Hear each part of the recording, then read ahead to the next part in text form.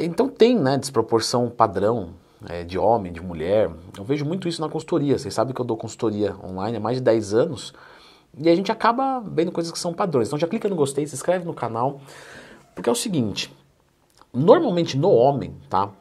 Os principais pontos mais fracos costumam ser as pernas. Então, porque realmente o homem não gosta de treinar perna e quando treina, às vezes treina meia boca.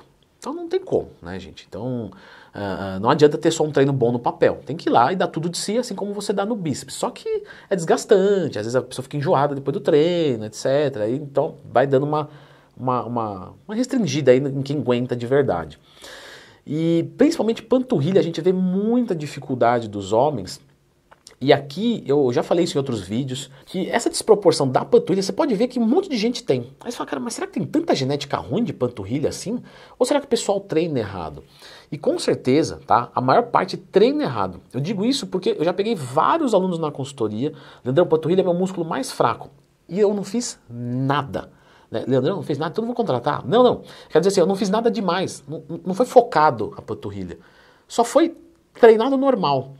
Então, por exemplo, vê se não é o teu caso. Se for, já é um ponto de atenção. Ah, eu treino perna. Tá, quantos exercícios você faz? Faço 5. Tá, aí você faz o quê? Ah, faço agachamento, extensora, flexora e adutora. E gêmeos em pé. Você fala, tá, mas gêmeos em pé, quantas séries você faz? 4 séries. Galera, muito pouco. Porque a panturrilha não faz parte da coxa. Então tudo que você fez lá foi de coxa. A panturrilha é um músculo à parte.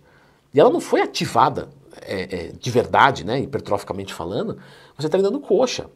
Então quer dizer, você precisa de pelo menos uns 4 séries, uns 2, 3 exercícios. Se você treina a panturrilha 2 vezes por semana, tudo bem, 2 exercícios, umas 8 séries, pelo menos.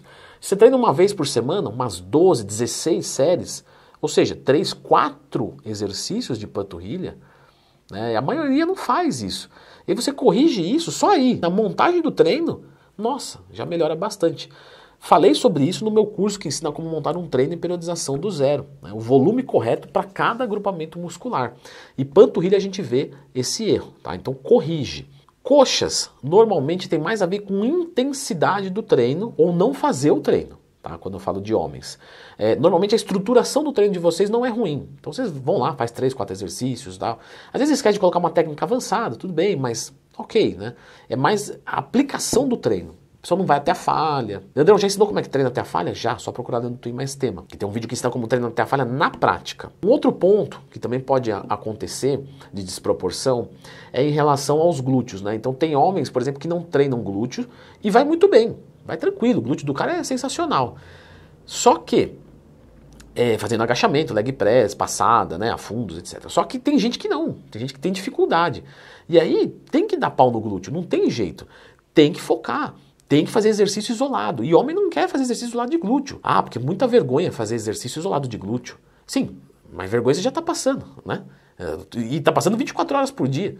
É melhor você passar vergonha 15 minutos dentro da academia, fazendo um exercício, e depois corrigir. Então, meninos, não esqueçam de descer o pau no glúteo, caso o seu glúteo, né, não for um glúteo bom, lógico. Não é todo homem que precisa treinar glúteo isolado. De parte superior do corpo, eu recebo às vezes lá no Instagram, caixinha de perguntas que eu abro todo dia, @LeandroTwin, se precisa treinar antebraço. Galera, quando às vezes o cara é iniciante, tranquilo ele não treinar antebraço. Então, o próprio estímulo de treinamento de dorsal, de trapézio, de bíceps, você já ativa, né, o antebraço. E algumas pessoas, às vezes, ativam mais o antebraço do que o resto. Por quê? Ah, tô fazendo, né, uma remada. E às vezes a pegada abre, né, antes das costas falharem. Então, quer dizer, o antebraço está sendo muito exigido. E aí ele vai responder muito bem. Só que quando o homem fica maior, que ele consegue isolar mais, essa força se equilibra, o antebraço começa a trabalhar, né, subutilizado, o que é bom, quando você quer fazer costas, você não quer que o antebraço falhe antes das costas, só que aí começa a ter um gargalo e começa a ficar para trás esse antebraço. Então, quando a pessoa está intermediária, avançada, aí você começa a ver, fala, putz, o antebraço está uma porcaria, tal, não está desenvolvendo, não está acompanhando. E aí a pessoa vai começar a treinar lá o antebraço, quando na verdade é muito melhor você fazer o contrário. Treina já antebraço de começo, né? Por exemplo, um aluno seu iniciante, né, André? Você passa antebraço para ele? Lógico. Ah, mas às vezes não precisa. Então, ganhar força é importante para que esse gargalo do treinamento de costas não aconteça, etc. Mas, se passar do ponto, pô, o cara tá com atividade de Popeye, isso nunca acontece, tá? Muito difícil. Não lembro de nenhum que tenha acontecido. Mas vamos supor que aconteça. Aí você para de treinar, você entendeu? É melhor você passar do ponto e parar de treinar do que você ter que correr atrás depois de um músculo fraco, depois você já evoluiu muito. Aí você tá descontente porque o antebraço está fraco e está atrapalhando a estética. Então, antebraço também é um ponto bem importante. E aí, às vezes a gente vê alguns outros detalhamentos. Por exemplo, às vezes superior de peito o pessoal esquece um pouco. Às vezes uma pessoa que não faz uma remada com boa execução, e não tem uma genética tão boa, um posterior de ombro, às vezes também acontece essas desproporções. No caso da mulher, a gente vê muita desproporção de membro superior como um todo, e aqui cai na mesma coisa do homem.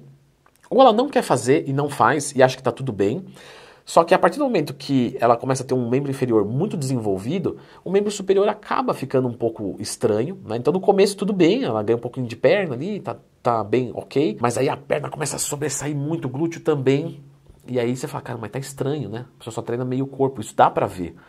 E às vezes quem não vê, fala, ah, nossa, ela só treina meio corpo, mas é uma estética que você bate o olho e fala, putz, eu não sei o que tá ruim, mas tem alguma coisa ruim.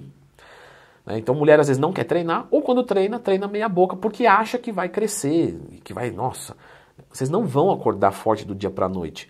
E se você passar do ponto, poxa, eu olhei no espelho, isso não vai acontecer, tá? Você vai acordar e falar, nossa, eu não me odeio agora. Nossa, como eu passei do ponto. Não, isso é um processo tão moroso, tão devagar, que uma hora que você estiver fazendo um exercício, fala, ixi, olha.